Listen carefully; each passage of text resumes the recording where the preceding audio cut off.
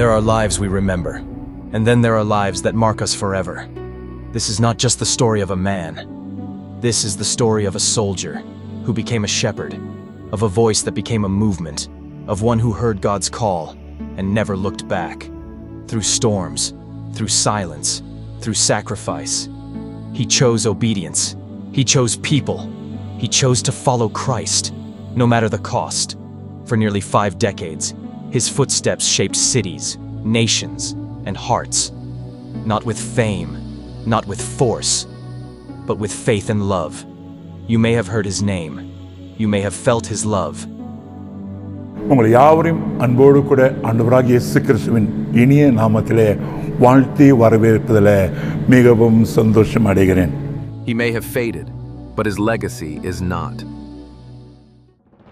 On May 14th, 1953, in Rubana Estate, Teluk Intan, Perak, Malaysia, a boy was born. The 6th of 13 children in a humble family, he grew up with little, yet carried a heart full of promise. No comfort, no wealth, only faith. At 19, he put on the uniform of the Royal Malaysian Air Force, a disciplined soldier on the outside, but inside, a restless heart searching for truth. He thought the army would give him a future, but God was preparing him for eternity. He first opened the Bible to find mistakes, but instead of errors, he found the living Word. The Word gripped his soul, and he could never be the same again. In army camps and in Banting Church, the young soldier became a shepherd, serving, praying, and loving people. On February 6, 1977, he married Vijayanthi Maala.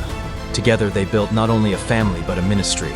Through storms and sacrifice, she stood beside him, his partner, his encourager, his strength. On August 29, 1984, their son, Samuel Prakash, was born. Ministry was their calling, but family was their heartbeat. Even in the busiest seasons, love remained the center of their home. One day, while riding his motorcycle through Taman Sri Muda, he heard a voice from heaven. "Who will do my ministry in this place?" He stopped, stunned, the light of God's call burning deep within him. From that day, his life was no longer his own. He had heard the voice of destiny. With nothing but faith and his wife by his side, he began in the simplest way, a small cell group in Sri Muda, just 2 people at first. But when God begins something small, he has already written a greater plan. Week by week, the living room filled and hearts were changed. Through countless journeys, rain-soaked nights, and unseen sacrifices, the cell group became a church. What began in a small room became the largest Tamil church in Shah Alam.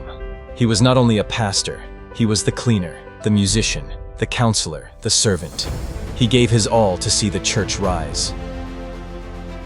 His name is Reverend Dr. Zechariah Vasudevan.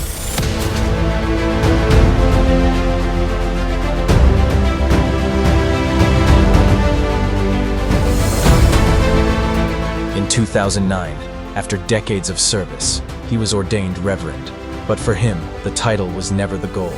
His greatest joy was still the same: souls saved, lives changed, and God glorified.